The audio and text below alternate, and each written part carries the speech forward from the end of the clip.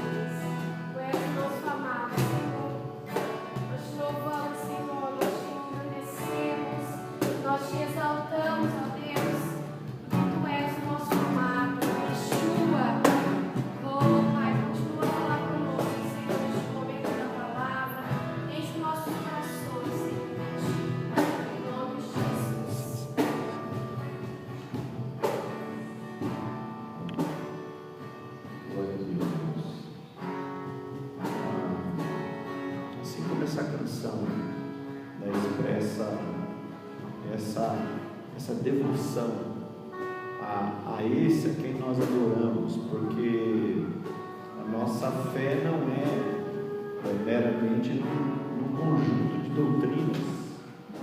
Nós somos um povo que carrega um livro que nós chamamos de Bíblia, mas essa Bíblia que carregamos e lemos nos indica uma pessoa a quem devemos adorar, e essa pessoa é Jesus.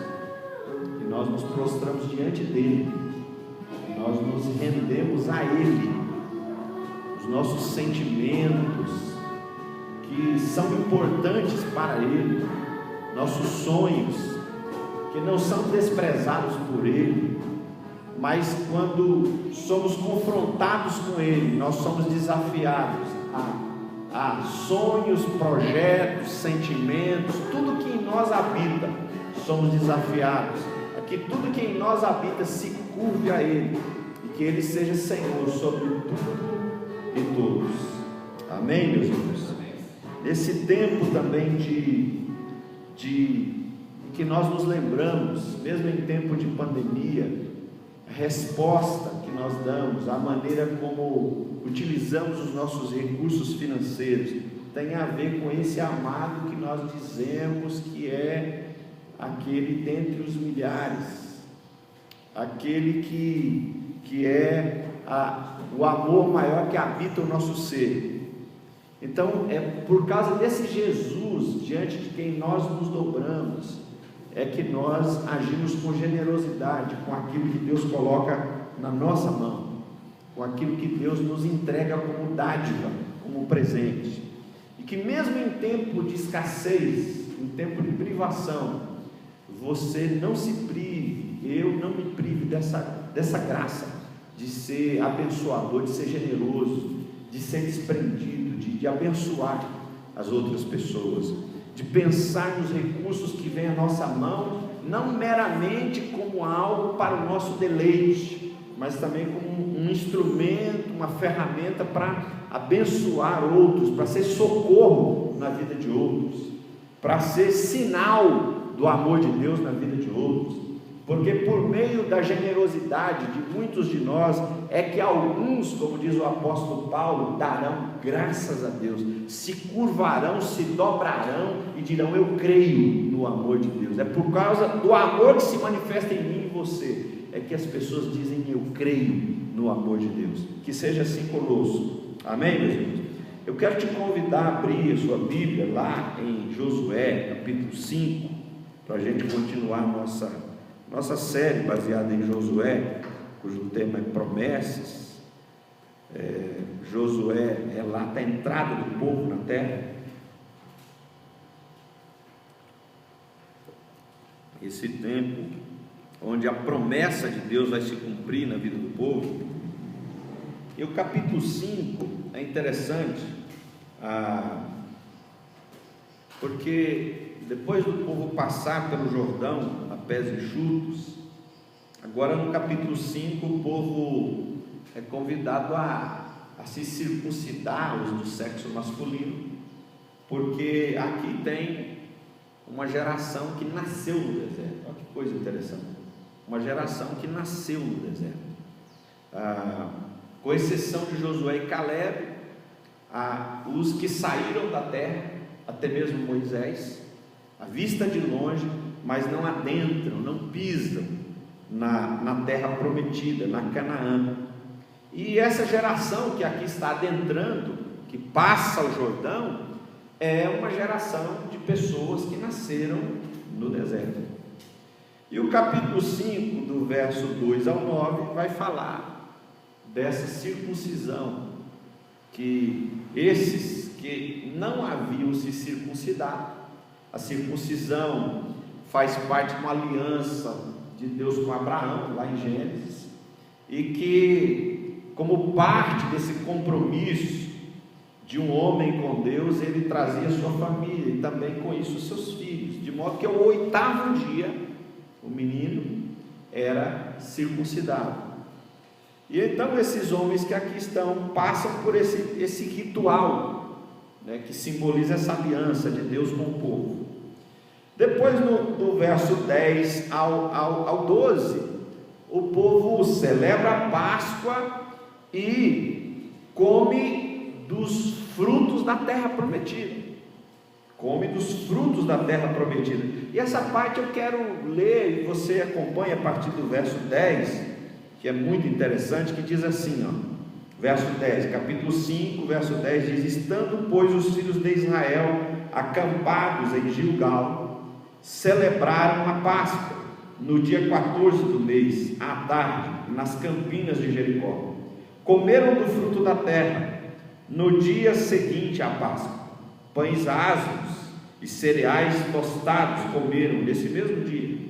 No dia imediato, depois que comeram do produto da terra, cessou o maná, e não tiveram mais os filhos de Israel, mas naquele ano comeram das novidades da terra de Canaã.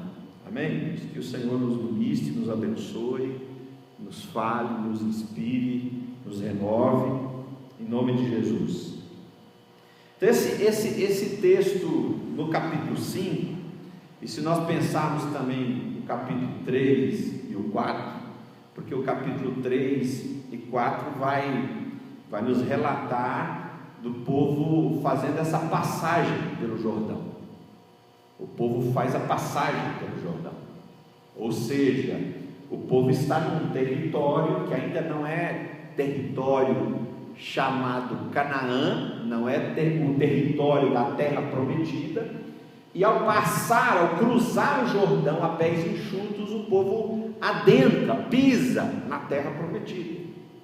Então, desde o capítulo 3, a gente tem aqui essa ideia da passagem, do povo sendo introduzido na terra prometida.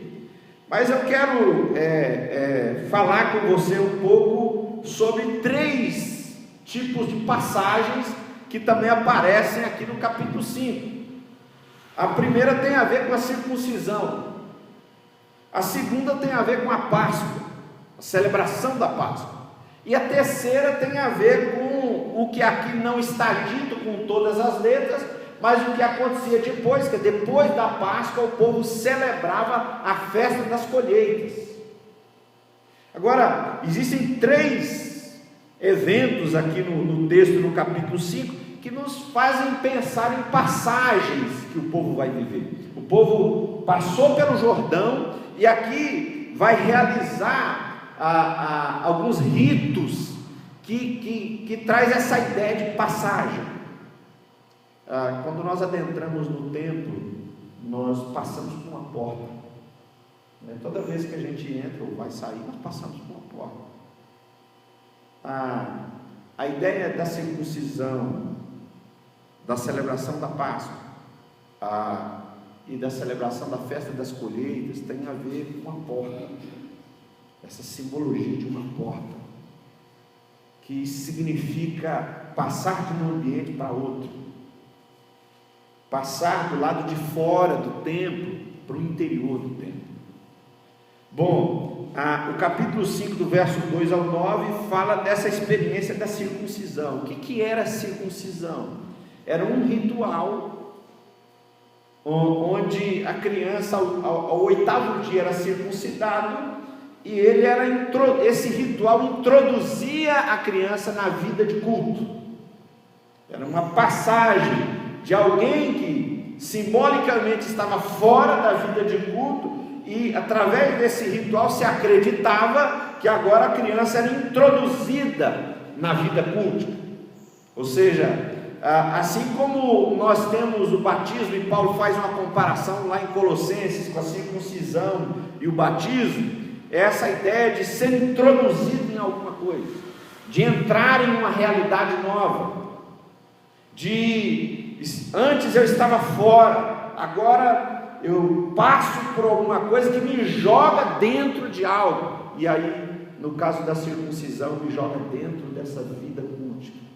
Ou seja, agora eu vou descobrir, esse era o intuito da circuncisão, de descobrir o que é viver uma vida comprometida com Deus, com um Deus que antes se comprometeu conosco, um Deus que antes se aproximou de Abraão, e quis se comprometer com ele, dizendo: sai do meio da tua parentela e vai para uma terra onde eu vou te mostrar, e uma terra que eu te tenho dado. Um Deus que antes vem, toma iniciativa, vem até Abraão e se compromete com ele, diz para ele: em ti serão benditas todas as famílias da terra, mas também diz para Abraão: seja você, Abraão, uma bênção na vida das pessoas. Eu me comprometo com você, mas eu gostaria que você se comprometesse. E aqui não é de me abençoar, porque eu sou Deus e não preciso de nada de ninguém, mas se comprometa. Eu te dou a graça de se comprometer em ser uma bênção na vida das outras pessoas. Olha que coisa interessante, ser uma bênção na vida das outras pessoas. A circuncisão lembra a gente disso.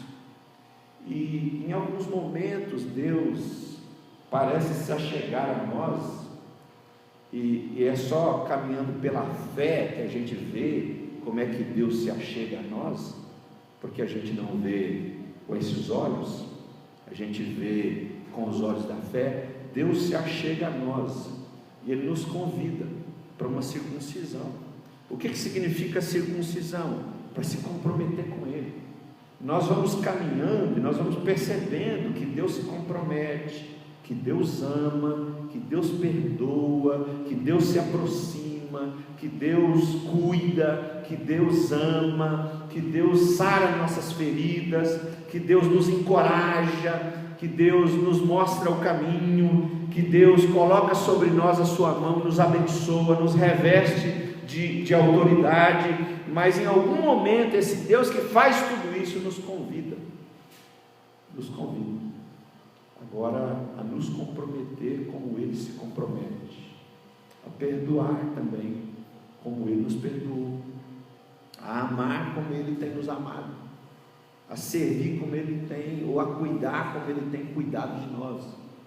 Ou seja, em algum momento Deus nos convida para essa passagem, para sair do que a gente pode chamar assim um estágio de caminhada espiritual, onde a gente vê o compromisso de Deus, vê o amor de Deus, vê a bondade de Deus, acha bonito, e é mesmo, e tem que achar, se encanta, fica perplexado, fica boquiaberto, fica abobado às vezes, e é assim que é mesmo, fica admirado por tão grande amor, mas de repente Deus nos convida para uma passagem. Deus coloca uma porta diante de nós, um portal, e diz: agora eu quero que você saia desse ambiente, onde meramente você vê o meu comprometimento, vê o meu amor, vê a minha fidelidade, e você passe por uma porta, onde você adentra num ambiente novo, e agora você entende que o que você recebeu aqui, agora você é desafiado a dar. Aquele compromisso que você viu em mim, agora eu quero que você expresse esse compromisso com as pessoas, com os irmãos, com os estranhos. Aquele perdão que alcançou você, que te purificou, agora eu quero que você dê àquele que te ofendeu. Aquele cuidado que eu tive para com você, agora eu quero que você ofereça àquele que você entende que precisa de cuidado. Não é bajulação, é cuidado. Quem precisa de cuidado, quem quer ser cuidado. Então, essa é uma passagem que o texto nos aponta, quando a gente olha e pensa na circuncisão. Bom, tem uma segunda passagem, que é a da Páscoa. O que é a Páscoa? Lá em Êxodo, nós sabemos, a palavra Páscoa, a ideia, a tradução no original, a palavra original traz a conotação de passagem. Por que passagem? Porque o anjo da morte passou, segundo o relato de Êxodo. Mas também existe uma outra passagem. O povo faz essa transição lá do Egito, um lugar de opressão, de escravidão, de sofrimento, de aflição, de angústia. É angustiante viver no Egito. E agora Deus vai conduzi-los a uma porta, para que eles agora adentrem em outro ambiente. Esse ambiente é da liberdade, é o da terra prometida, é um ambiente onde eles podem adorar a Deus, porque lá no Egito não podiam. É um ambiente onde eles podem se dobrar diante de Deus com liberdade, porque lá no Egito eles não podiam. Então, em algum momento, Deus coloca diante de nós essa possibilidade, uma porta, onde tudo aquilo que nos escraviza, que nos prende, que nos aprisiona, que nos detém, que nos amarra, que nos faz viver uma angústia desnecessária, porque angústia nós teremos mesmo, mas algumas são desnecessárias, algum tipo de sofrimento na vida haveremos de sofrer mesmo, mas alguns são desnecessários, e de repente Deus abre essas portas para nós, uma possibilidade de a gente adentrar num outro ambiente, onde nós não sofreremos mais aquele tipo de sofrimento lá do Egito, porque outros haverão, porque a vida é cheia de sofrimento. Agora, aquele sofrimento da escravidão, nós não sofreremos mais. Aquele sofrimento da angústia de estarmos prisioneiros e de vivermos sem liberdade alguma, de ver que a gente é refém e o Senhor da nossa vida não é Yeshua, mas é Faraó, e ele é que determina como é que a gente vai viver a vida, e ele é que determina que não haverá descanso, e ele é que determina que a nossa vida vai ser opressão em cima de opressão, sem descanso. Então um dia o Senhor abre uma porta para nós, essa possibilidade da gente sair dessa vida de opressão, de angústia, de agonia desnecessária, e adentrarmos num outro ambiente, onde há liberdade dos filhos de Deus. Nesse ambiente a gente também sofre, mas a gente não sofre porque é refém de Faraó. A gente, por exemplo, sofre porque vê o outro sofrer. A gente sofre porque queria ajudar, mas de repente vê que existem limites. A gente sofre porque vê o outro pecar. A gente sofre porque nesse ambiente de liberdade, às vezes a gente faz mau uso da liberdade. Como dizia Agostinho, né? Qual é o mal? Onde é que está o mal no mundo? Deus não criou diabo, Deus não criou mal. Onde é que está o mal então? Por que existe tanta maldade no mundo se Deus não fez o mal? E se Deus fez o mal, que Deus maldoso é esse? Como eu creio em Deus bom, Ele fez o que é bom e deu liberdade aos homens. Onde é que está o mal então? O mal vem do uso abusivo da liberdade. Quando no uso da liberdade eu me dou o direito de fazer, por exemplo, ao outro que jamais eu gostaria que fosse feito para mim. No uso da liberdade, eu me dou o direito de depreciar o outro, coisa que jamais eu gostaria que fosse feita a mim. No uso da liberdade, é aí que o diabo vai, é aí que o anjo vai virando demônio. Já que Deus não criou o diabo, como é que o diabo, na linguagem bíblica, vai aparecer? É o anjo, ou é a turma, como o livro de Judas vai fazer uma certa menção a esse episódio, dos anjos caídos, que no uso da sua liberdade, se dão o direito, e têm o direito de virar as costas para Deus, e viver do jeito que bem quiserem, e viverem sem pedir opinião, sem achar que Deus tem razão, mas entender que a razão está em si mesmos, de entenderem que a sabedoria de Deus, que é eterna, não vale nada, que a sua própria sabedoria de vida dá conta da sua própria vida. Então, em algum momento, Deus abre essa porta para a gente viver a liberdade, porque você deve lembrar que lá no Jardim do Éden, segundo Gênesis, é esse lugar onde o homem tem liberdade, com limites, mas tem liberdade. Tem liberdade, inclusive, de comer da árvore do fruto, né, da árvore do conhecimento do bem e do mal.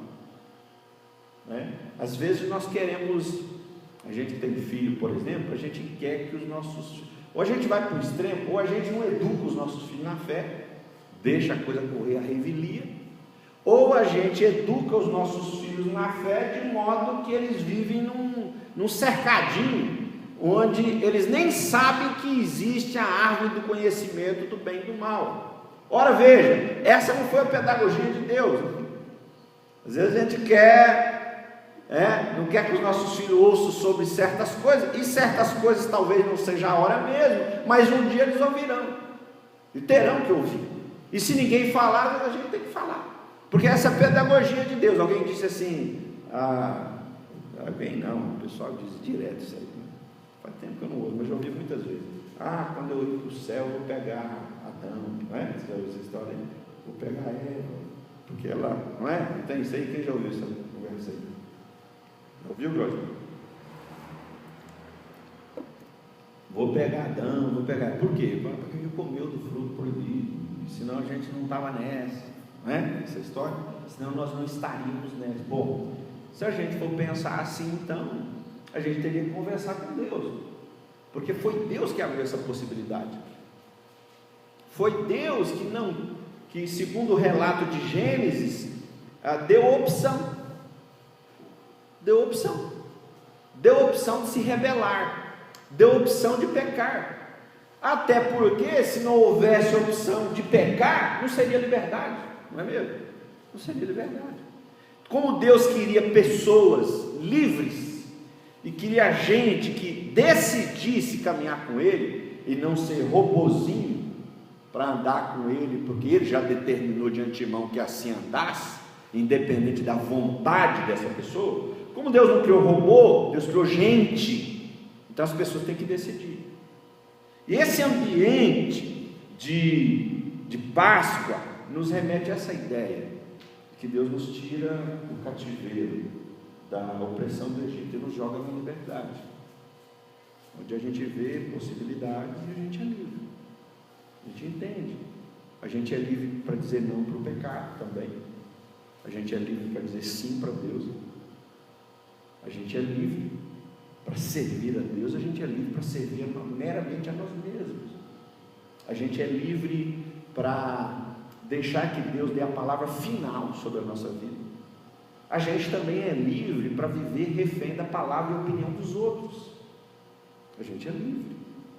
Então, uma hora, essa porta vem, e Deus propõe que a gente passe por essa porta, para a gente conhecer essa vida em liberdade concedida por Jesus, que Paulo vai descrever em Gálatas 5, foi para a liberdade que Cristo nos libertou, e a Páscoa simboliza essa experiência de libertação do povo, e o Cordeiro de Deus, Jesus, vai vir para trazer um outro tipo de libertação para o povo, não a libertação de um faraó lá sentado num trono, mas de um faraó aqui dentro de nós, que muitas vezes somos nós mesmos, esse faraó que nos oprime, ou que se auto-oprime, que se autodestrói, né?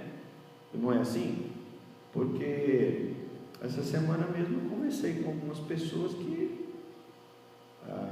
cujas ações são de autodestruição, gente que não parece se amar nem um pouquinho, e não é muito difícil a gente olhar e ver isso visivelmente, não precisa conversa, isso é visível, de pessoas que vivem um estilo de vida que demonstram não ter amor a si mesmas.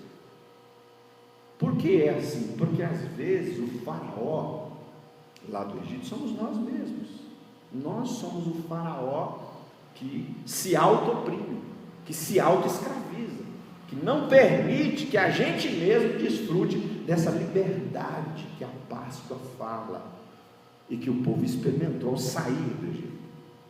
Agora, quando o povo sai do Egito para experimentar a liberdade, irmãos, essa caminhada na direção da liberdade, ela não é muito fácil, né? Por que ela não é muito fácil? Porque antes de chegar na terra prometida, Claudinho, o povo teve que passar por onde?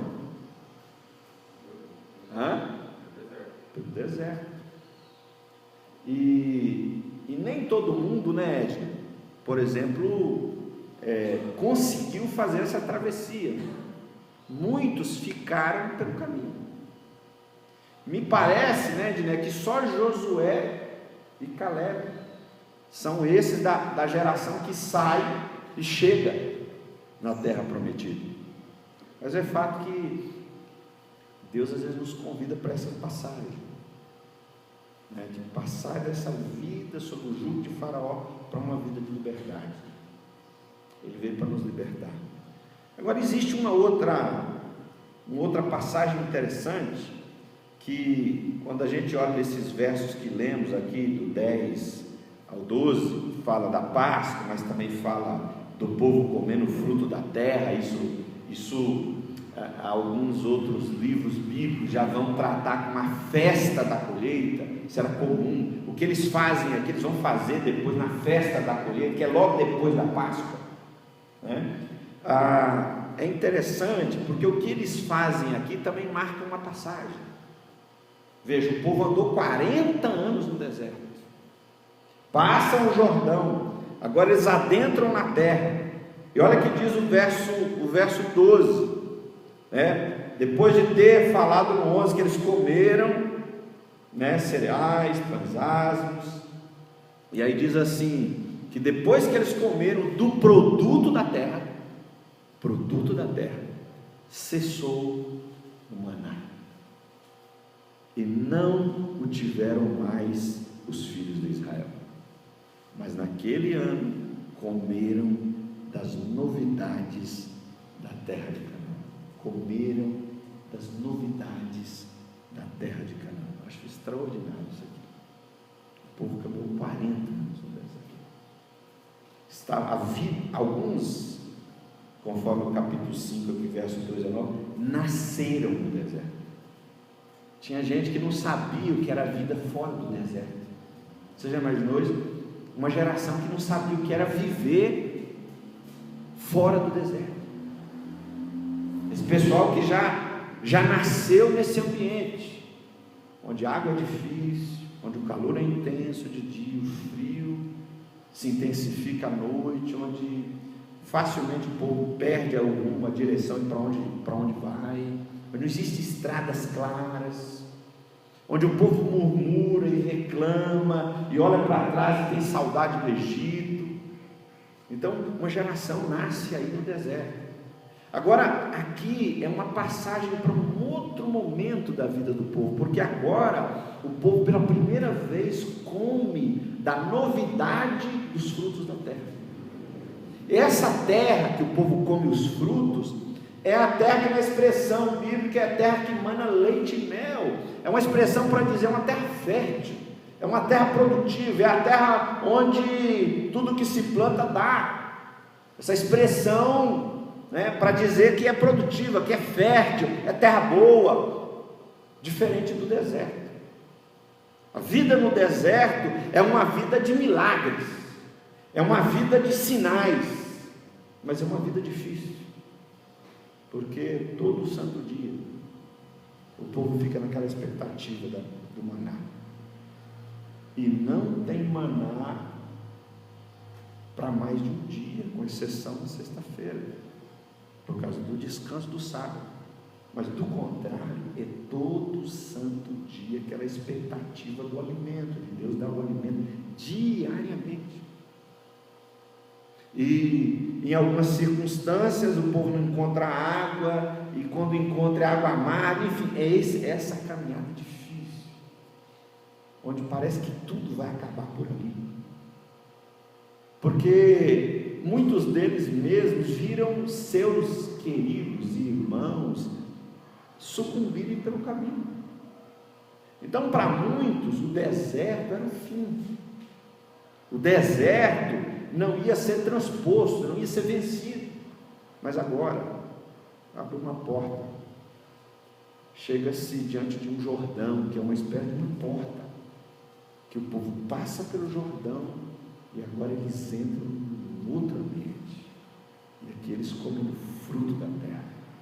Começou um novo período, uma nova etapa na vida do povo.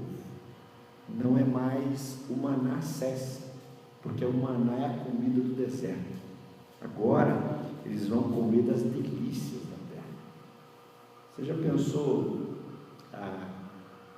de repente você está vivendo no deserto e essa transição, essa passagem acontece na sua vida. Você está vivendo no deserto, você está experimentando a penúria de caminhar no deserto, porque é penoso caminhar no deserto, é difícil caminhar no deserto, nem todo mundo sobrevive ao deserto, e de repente você põe os pés num lugar onde há fruto em abundância, onde a terra é boa, onde há fartura. É assim que a terra vai sendo descrita em Deuteronômio, por exemplo, onde há fartura, abundância de recursos, onde não há um faraó. E aí o povo vai desfrutar dessa terra. É uma transição, uma passagem do deserto agora para desfrutar da promessa. O povo começa a sentir o gosto da promessa. Eu fico imaginando quando a gente pensa no que Jesus veio trazer e que às vezes Ele nos serve alguns frutos dessa terra prometida, dessa Canaã celestial. Às vezes a gente desfruta de uma paz, às vezes a gente desfruta, a gente consegue comer alguma coisa dos frutos dessa terra.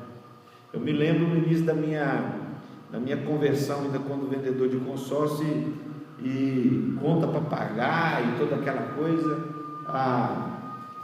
naquela época eu entendia como se uma experiência de batismo, né, do Espírito Santo, mas eu me lembro de cerca de 2 dias em que os problemas pareciam que não me atingiam. O meu amigo falava dos nossos compromissos financeiros, e não era uma questão de irresponsabilidade, mas eu ria, parece que aquilo não me atingia. Era uma paz, era uma convicção tão grande, era uma certeza, era um descanso em Deus inabalável.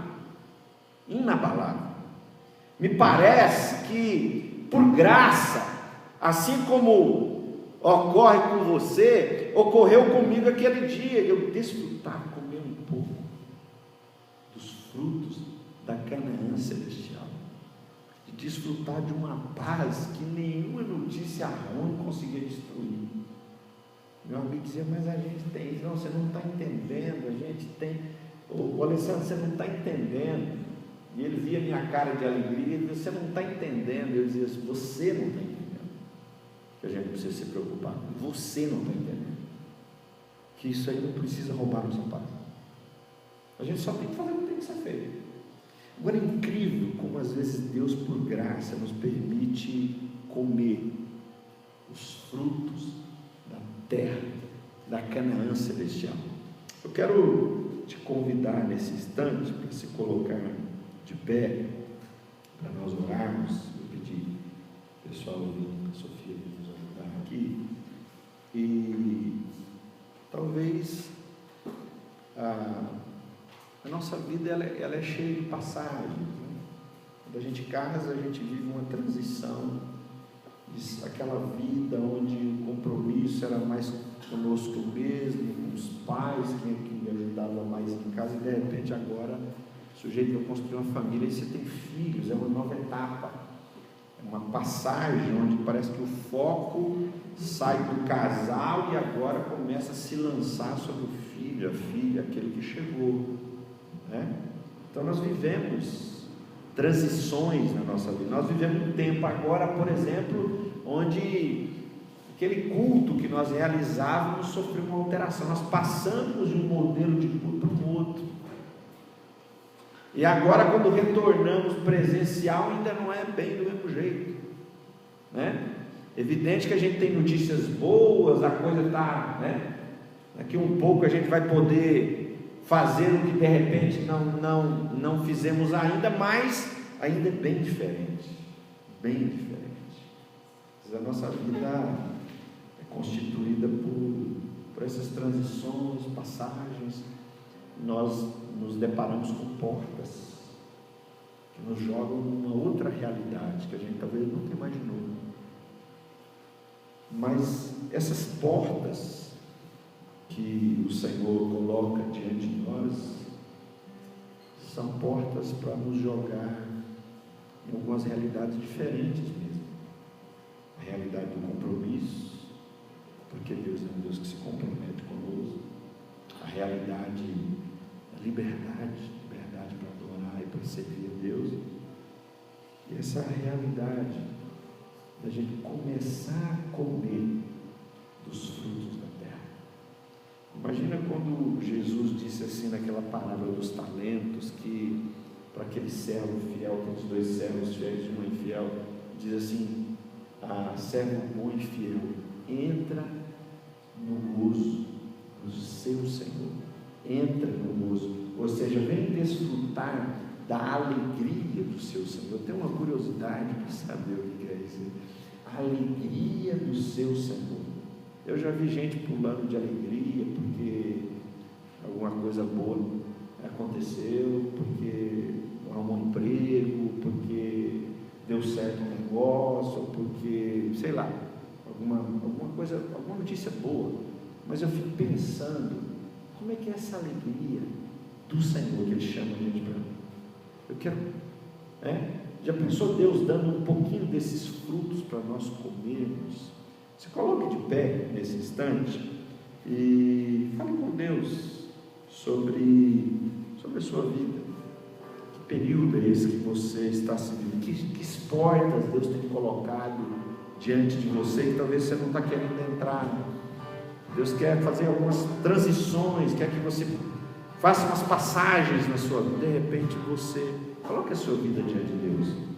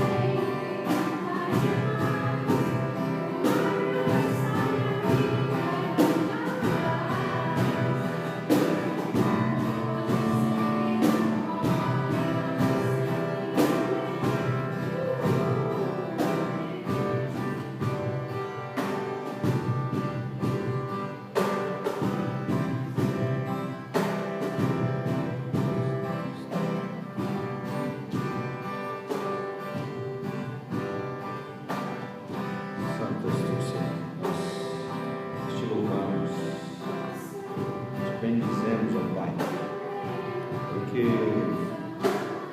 Tu és esse Deus amoroso que coloca diante de nós portas que nos possibilitarão passagens.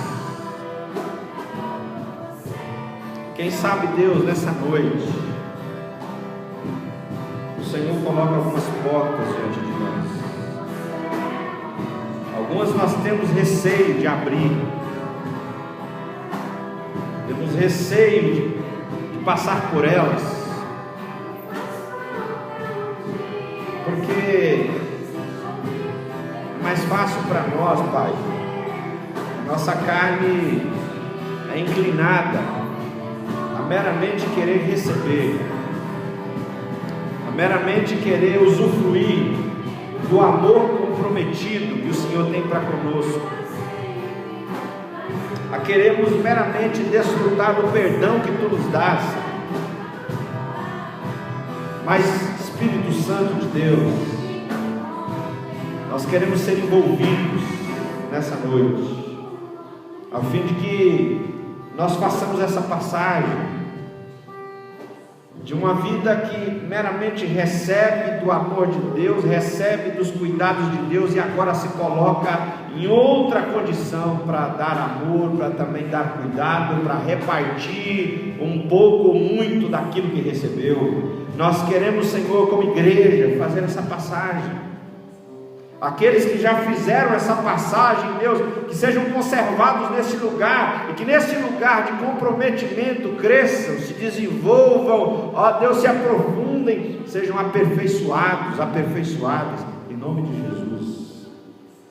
Ó Deus, se algumas vezes nós nos sentimos como que habitantes do Egito, presos, oprimidos, mergulhados numa angústia que nós não sabemos de onde vem, por conta, Senhor, do nosso próprio estilo de vida que vai nos oprimindo, nós mesmos vamos exercendo o papel de faraó na nossa vida, na nossa existência, nós mesmos vamos nos tornando opressores de nós mesmos vamos trazendo algemas para as nossas mãos, e vamos nos acorrentando, nos aprisionando, de tal modo que nós não desfrutamos mais da liberdade.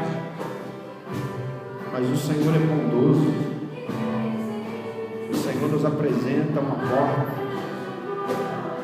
uma porta que, se passarmos por ela, essa porta se chama Jesus, e ao passarmos por essa porta nós desfrutamos de uma liberdade extraordinária, de uma liberdade até mesmo para nos curvar diante do Senhor, de uma liberdade de se curvar diante desse nome que é sobre todo nome,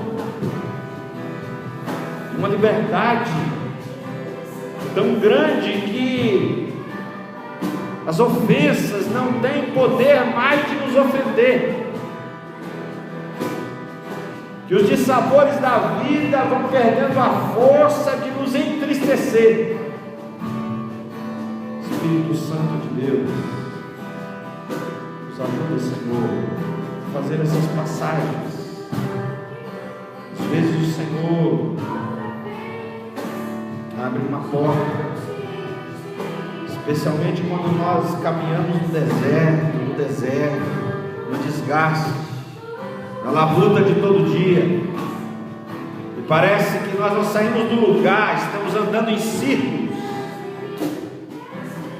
parece que nada se desenvolve, nada sai do lugar, nós não avançamos, começa a crescer dentro de nós uma desconfiança que nós vamos sucumbir no deserto, que nós não conseguiremos mais transpor o deserto, sair desse deserto, mas o Senhor, por graça, coloca diante de nós uma porta como o Jordão,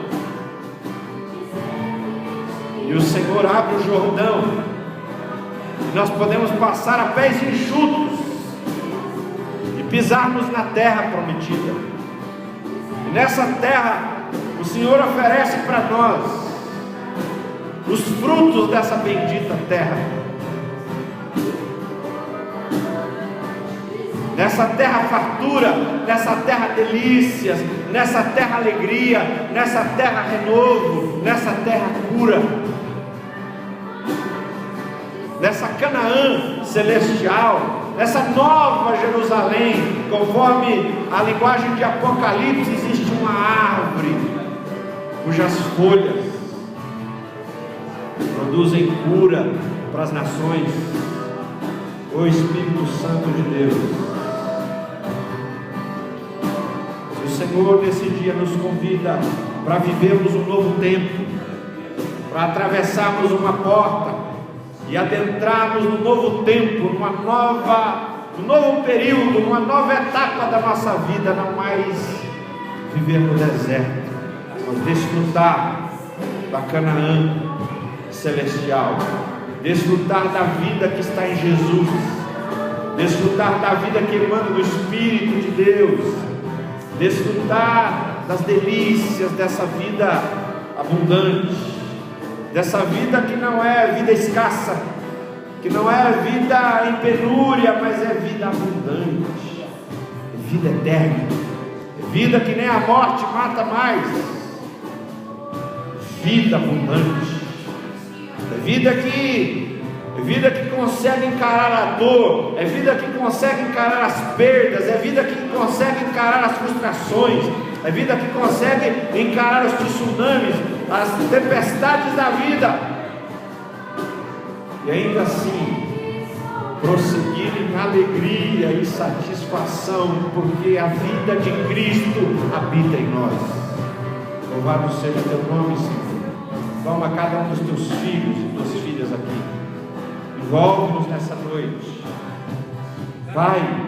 Às vezes o deserto é tão cansativo, às vezes nós temos exatamente essa sensação de que vamos sucumbir no deserto e que não tem fim esse deserto, mas a tua palavra, Senhor, nos diz que chega uma hora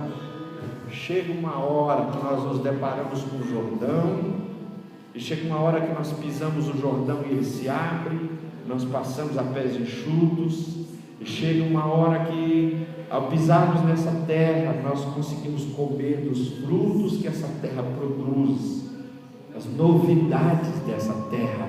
O Espírito Santo de Deus nos dá a graça de comer das novidades dessa terra chamada terra prometida, dessa terra que emana leite e mel, dessa terra de fartura e de abundância. Dá-nos a graça, Senhor, de adentrar no novo tempo, de viver um novo tempo na nossa caminhada, Senhor, como igreja, como povo de Deus, como teus servos e tuas servas aqui nessa cidade, de comermos das novidades do fruto da terra. Oh Espírito Santo de Deus, que nosso coração se renove, uma convicção de que Tu nos dás um novo tempo, e que nós haveremos de ser surpreendidos, o nosso coração se alegrará, que a tristeza há de se converter também em alegria, que o luto há de se converter em festa, que o coração angustiado há de se converter em coração festivo, para louvor da Tua glória. Oh Espírito Santo de Deus, envolve-nos nessa hora e nos renova, ó Deus, para louvor do Teu nome. Bendito é o Senhor. Aleluia. Glórias a Ti, Senhor.